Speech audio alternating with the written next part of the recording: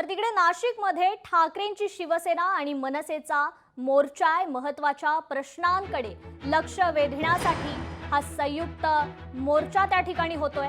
नाशिक शहरातील विविध समस्या प्रश्नी हा मोर्चा काढण्यात आलाय। मोर्चात दोन्ही पक्षाचे वरिष्ठ नेते उपस्थित आहेत।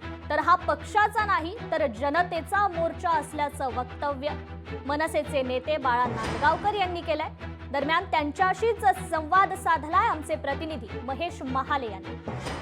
नाशिकमध्ये आज ठाकरेंची शिवसेना आणि मनसेचा संयुक्त जन आक्रोश मोर्चा जो आहे तो या ठिकाणी पार पडलेला आहे। तो आपल्यासोबत या ठिकाणी बाळा नांदगावकर आहे, आपण त्यांना विचारूया। खरं तर नाशिकमधल्या समस्यांच्या संदर्भात हा मोर्चा काढण्यात येतोय, काय नेमकी प्रमुख मागण्या असतात? बरेचसे विषय आहेत। नाशिक शहराचे, नाशिकच्या आजूबाजूच्या तालुक्यांचे विषय आहेत। शेतकऱ्यांच्या पिकाला हमीभाव मिळत नाही, शिकांना पीक विमा कर्ज योजना आहे त्याच्यात काय मिळत नाही, शेतकरीसुद्धा पिचले गेलेला आहे।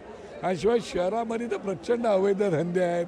दिवस रात्री खून दिवसागणिक पडत आहे, 40पेक्षा जास्त खून झालेले आहेत कॉलेजच्या परिसरात। आणि टपरीवरती MD सारखे द्रव्य ड्रग्स मिळत आहेत, काय त्याच हँडीट्रॅपसारखे प्रकरण आहेत। एवढी प्रकरणं या राज्याच्या शहरामध्ये आहेत आणि त्याच्यामुळे लोकांचा हा संताप जो आहे ना तो रस्त्यावर दिसतोय।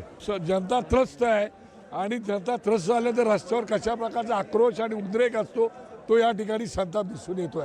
आणि शिवाय राज्याच्या मुख्यमंत्र्यांनी ज्यांनी हे शहर दत्तक घेतलं होतं त्यांना कळलं असेल की लोक काय कंटाळलेली आहेत, लोक संतापलेले आहेत। मात्र या मोर्चामध्ये जर आपण बघितलं तर नाशिककरांसह शिवसेना आणि मनसेचे जे कार्यकर्ते आहे हे देखील मोठ्या प्रमाणात सहभागी झाल्याचं आपल्याला या ठिकाणी बघायला मिळतंय। महेश महाले, लोकशाही मराठी, नाशिक। लोकशाही मराठी ऐका, पहा, जागरूक रहा।